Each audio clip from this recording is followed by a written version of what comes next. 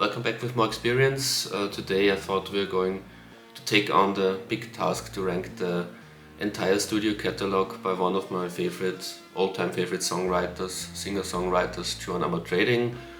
She was born, I think, either 1949 or 1950. I should have looked it up before I started recording that video, but I think she was born around 1950 in the Caribbean and emigrated to the UK in the 60s and she became a singer in musicals as well, the musical Hair. She was one of the leading roles when the famous musical Hair came to London, and in the London version in the late 60s she played in Hair. Previously to that she already taught herself how to play piano and guitar. So I think she was self-taught, at least that's what I read somewhere once. And she befriended another singer at the stage version of Hair in the late 60s in London, which was also someone who who was around her age and emigrated also from Latin America, from near the Caribbean to England. So very strange coincidence, and they thought, well, let's start a singer-songwriter duo like Simon and Garfunkel or something like that, just a Caribbean female version maybe of that, and so they did. When it was time to release the first album of Pam and Joan, Whatever's For Us, the management and the record label decided to, which isn't very nice, which is a bit of a cautionary tale of the music business, the dirty side of the music business, decided to push Pam Nestor aside, to oust her basically, and so the first album was already built Joan Armatrading, and Pam just got some songwriting credits where she had songwriting involvement, but from then on, from the first album on, Joan Armatrading was sold as a solo artist. On her second album there's still one or two songs with co-writing credits by Pam, and I think also on the third there's maybe one or something like that. But after that it was just 100%. The Joan Armatrading show, and she wrote all her songs basically herself from then on, and very interesting career, very varied career. She tried out almost all pop music styles I can think of that a singer-songwriter could pull off. Started off very folky, but also with piano ballads, like a bit like a cross between Cat Stevens and Elton John. The group, the band of Elton John in the early 70s was also her backing band in the studio, and her management. There were some crossovers with Elton John, and her early sound was a bit like that, yeah, and very hippie, kind of sunny, but sometimes also sad, melancholic singer-songwriter music. Probably my favorite phase of hers. But she developed and tried out many other genres throughout the years. When punk and new wave came around, she tried that. Incorporated into her hippie, folky vibe. She incorporated some punk and new wave notions, but also bluesy and jazzy stuff. And maybe that's a good point to start off with the ranking after I bored you to death now. There are 21 studio albums to consider. She's still active, by the way. She just released one album a couple of years ago. And my least favorite, that's why I said it's a good point to start with the ranking now, is number 21, The Tempest. That's also one album that shows her all her interests into different kinds of genres, and this is an album for a theater production. Maybe it's like full circle. She started in the music theater with Hair, and then in 2016 Tempest came out, and it's not really fair to judge it as a proper album. She just made music for that play, which is a Shakespeare play. She just made songs for that theater play. So as an album on its own, just to listen to it without the play, it's not very enjoyable, to say the least. I just listened once to it in my life. Number 20 is Starlight from 2013. Very jazzy sounding album. It's a bit like her obligatory jazz swing standards album. I'm not really into that kind of music, so it's not one of my favorites. If you're into that kind of music, maybe that's probably your favorite Joan Armatrading album. Number 19 again is very genre specific album, Into the Blues from 2007. I would say very solid bluesy blues album, but that's not what I want my Joan Armatrading to sound like. I like her typical singer-songwriter sound more than that. So it's not really for me. But it's again she doesn't really have a stinker album. All those bottom three albums. They are on the bottom because they are like explorations of three different kinds of genres, and that's honorable that she's tries out different kind of things. So nothing against those albums. My 18th favorite album by hers is her first proper album in this ranking, in the sense that it's a typical Joan Armatrading album where she doesn't try out to make a jazz album or a theater album or a blues album. It's just a Joan Armatrading album. But in that sense, it's my least favorite. It's Hearts and Flowers from 1990, and with artists that started in the 60s or 70s, those albums around 1990 are always a bit tough. This is usually the phase when these artists are getting into this A&R, AOR, adult-oriented repertoire, MOR, middle of the road, very played safe, very slick kind of music, and that's she's guilty of that too. No real standouts, and yeah, it's a bit of a slightly boring Joan Armatrading album. I wouldn't start with that album, I would say. Number 17, and from now on I would say we're talking about good albums. I can recommend each of the next 17 albums, I have to say. The Shouting Stage from 1988. It's the album before Hearts and Flowers, the album I've talked about previously. It's a bit of the same, but it's a bit more interesting, it's a bit more jazzy, but not like that jazz album she did. It's her pop sound, her 80s pop sound. In the 80s, her singer-songwriter music more and more transformed into a pure pop songwriting kind of music. This is one of the last of this phase in her career, but it's a bit more funky, it's interesting. But it's not her best album, even not her best album of her 80s sound albums. Number 16, Sleight of Hand from 1986. We're moving more and more into the early 80s now. It's almost chronological now, but it will mix up later. That's just a coincidence. It's one of her most 80s sounding albums. It's from 1986. What do you expect? But it has some advantages compared to the previous two albums I've talked about. It sounds very fresh, very punky. It's one of those albums where she really gets into that new wave, almost punky, loud electric guitar sound, and that's interesting. You wouldn't expect. If someone played you her first three albums, which were like this Elton John, Cat Stevens, early 70s, acoustic guitar, piano, ballad kind of singer-songwriter, you wouldn't expect that like 13, 14 years later she would develop into that kind of au courant for that time music. And it's brave, again, very bold and good songwriting. This is one of the first albums on this list where I really would say there are really great Joan Armatrading songs on there. Number 15, Consequences. That's her most recent album. It's from 2021, I would say, so 1 year ago. Very good, very good. In recent years, she got back to her more classic singer-songwriter approach, like in the 70s. But this is out of the newer Joan Armatrading albums, probably the most edgy, the most where she's again trying out things, not playing it too safe. The albums before, I prefer the albums immediately before that.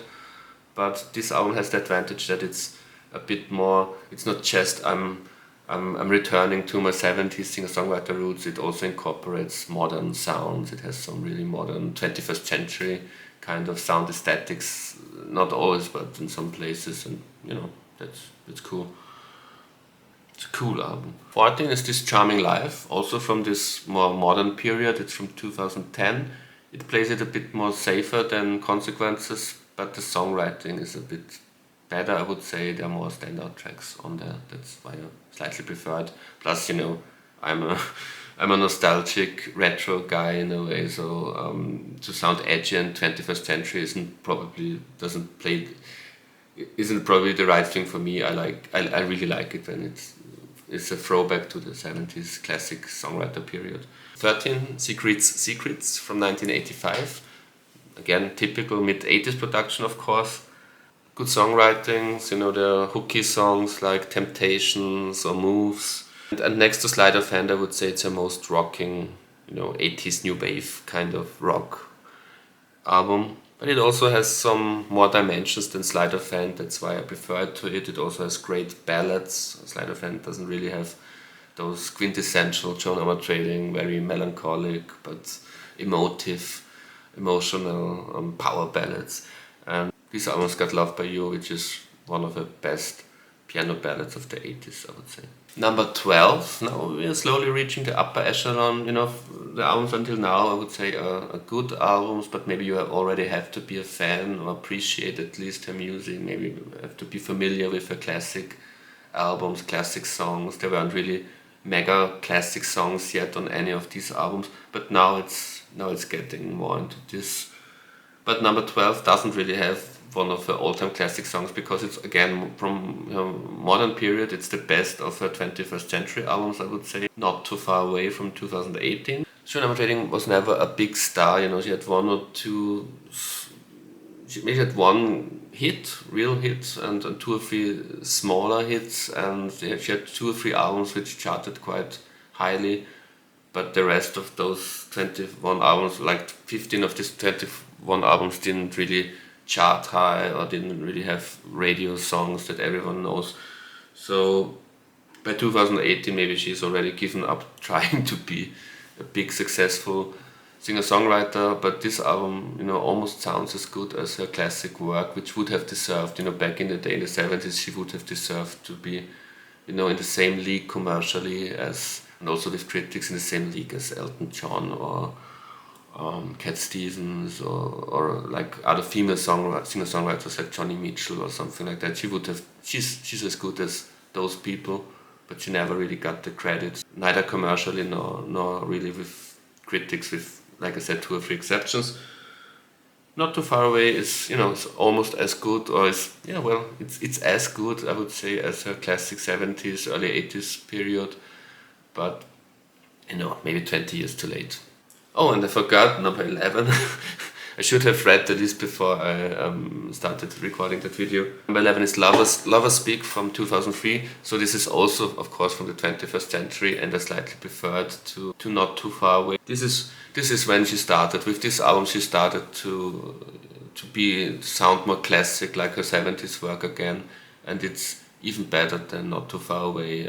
But those two albums from her, I wouldn't say recent because 2003 is almost 20 years ago now, but from her more modern albums, from her third phase in her career, like 70s and 80s, 90s are two phases, and then the third phase, the third act, this is her best. But it didn't quite make the top 10. Square the Circle from 1992 is my number 10. It's from 1992, but it's still this 80s sound. I often said in some videos that to me the 90s, the identity of the 90s as a sound aesthetic really started to begin to emerge in 1993, 1994.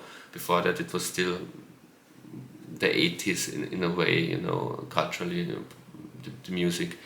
And this is her last of her 80s sounding albums, and it's one of her best 80s sounding albums. It's songwriting, especially the opener, True Love, brilliant album. Number 9, so now the first from her really classic phase in the 70s, late 70s, it doesn't get more classic with Joan Armatrading. Show Some Emotion from 1977. Warm Love and Willow are two effortlessly beautiful, also jazzy, also, although effortlessly still very complex sounding jazz pop songs. Maybe one could say it's sophistopop or something like that. It's yeah, it's really, this is like, it's the classic mid-70s period, so very warm, analog sounding, great production, great band also on that album. Some funkiness, and yeah, it's really brilliant stuff. From now on, I would say all the albums are really excellent albums. Number 8, What's Inside. So we had her best 21st century album. This is her best from the 90s, so 90s plus 21st century. This is her best album. Like I said, with Square Circle from 1992 being the last 80s sounding album. So this is the album after that, 1995. And this is her first 90s sounding album. So those those 80s sounds, this typical 80s sound are now gone, which many people, especially fans of singer-songwriter music, will be relieved to hear. The 80s synths and the gated drum sounds and the big reverb, that's now gone, and it's a more natural sound again. And some of her best songs of the last 30 years are on this album. It's a great return to form. I would say Shape of a Pony, Trouble, Merchants of Love, and Songs. The songs are the best songs, and those songs are as good as most. Those songs are among her best songs ever, maybe. I would say. Number 7, The Key, one of her most well-known albums, because the only pure hit she ever had, a real hit, top 10 all across the world, is on this album, Drop the Pilot. I never liked that song. I think it's one of my least favorite Joan Armatrading songs.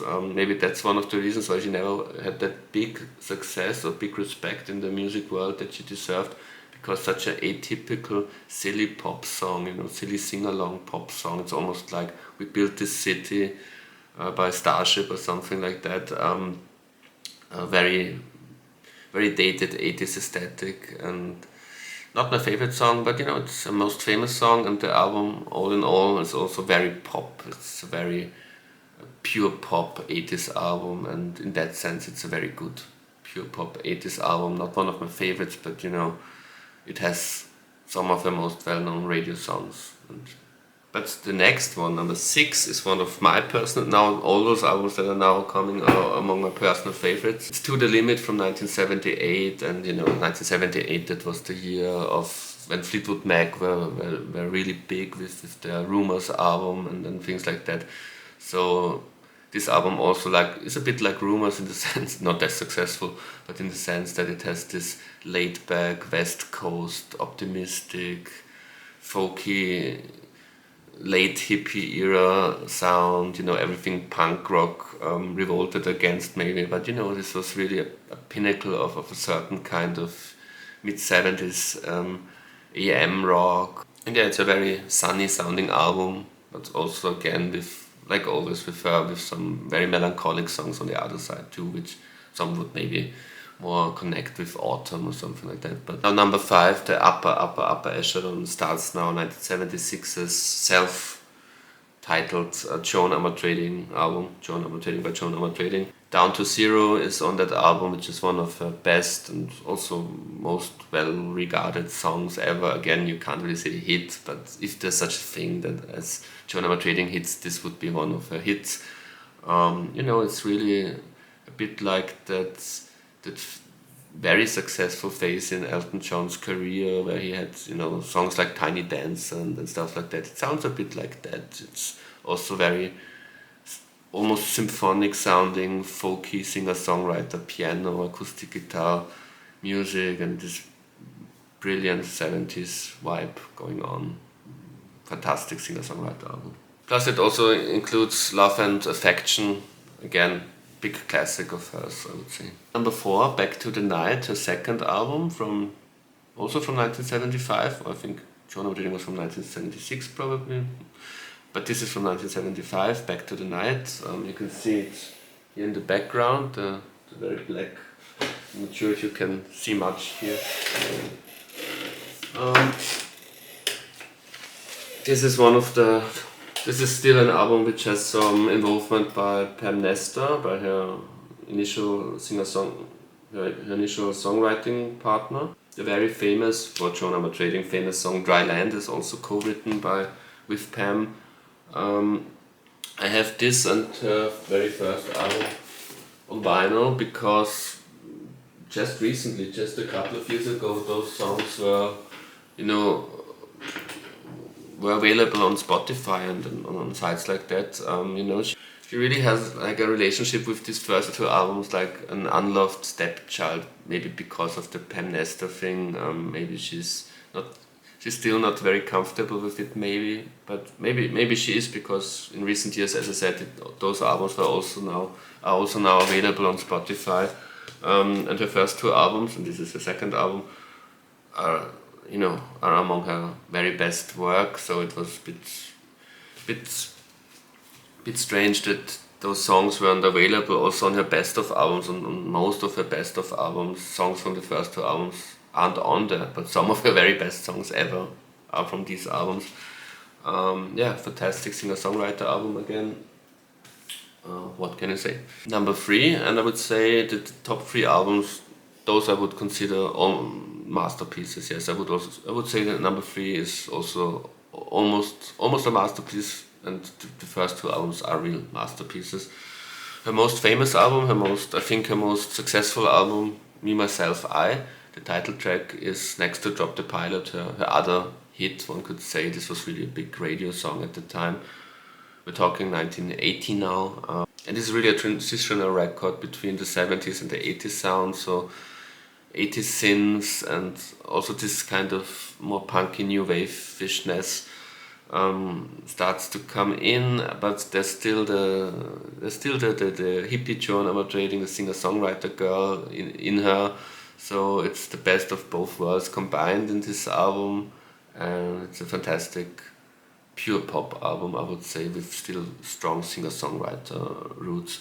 And my number 2 album, which I slightly prefer to Me, Myself, I, and I would say this is finally really a 10 out of 10 masterpiece, is Walking Under Ladders, the album after Me, Myself, I from 1981. Now she has perfected that kind of Joan Armatrading in the early 80s sound, which still has those 70s throwbacks, but perfect, for the 80s, perfect pop songwriting. I'm Lucky is my favorite song on that album. I would say this is one of maybe 5 best songs, especially of non-ballad songs. But this is more like an upbeat, up-tempo pop song. From her pure pop songs, this is one of her best. And this album is full of those kind of songs. For example, When I Get It Right, which is one of her first real punky sounding songs. It's fantastic. Yeah, it's a great listening experience. It has a great flow, that album. It's really a very entertaining album. Maybe it hasn't the depth that her early work has had, but it's in an inflection point. So it has both. Again, like with Me, Myself, I, it's maybe the best of both worlds. And my number 1 album shouldn't surprise you if you're a loyal subscriber to my channel, because I had a very irregular series of which are called underrated albums, and the first video of that series, her debut album Whatever's For Us from 1972.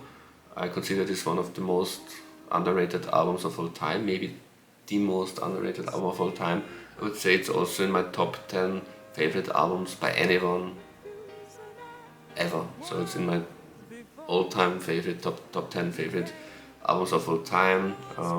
Maybe I will make such a list in the future. It's her debut album, and this is the album where almost all songs, not all songs, but almost all songs were co-written with Pam Nestor, who mostly contributed lyrics. And at that time, Joan Armatrading contributed first and foremost the music, and Pam the lyrics. And later on, when unfortunately Pam was thrown out of the partnership, Joan Armatrading really also started to develop as a lyricist, and became a very an excellent lyricist, of course.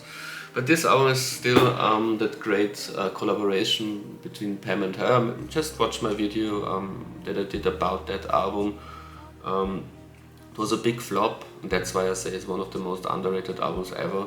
It's her best album, but it's maybe one of her least listened to albums. Again, like I said, it wasn't even on Spotify like 4 or 5 years ago, and the CD and the vinyl, I think, are both out of print for many years now. You only get it in second-hand shops.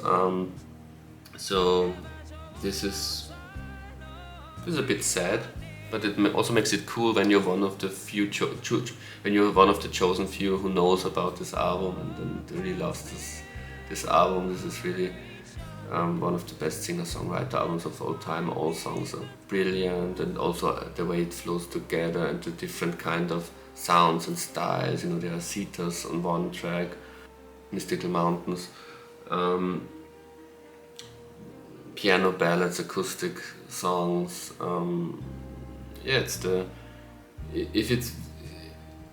if it would have been a Cat Stevens album of the time and that was his big time, or an Elton John album at the time, people would say this is the best Cat Stevens album or this is the best Elton John album. But unfortunately, Joan, especially in the beginning of her career, didn't really have much luck. It was also one of the main reasons why Pam had to go. I think some people blamed her, which is a bit unfair. You know, I'm Team Pam, but because her lyrics weren't the fault. You know, those were great lyrics.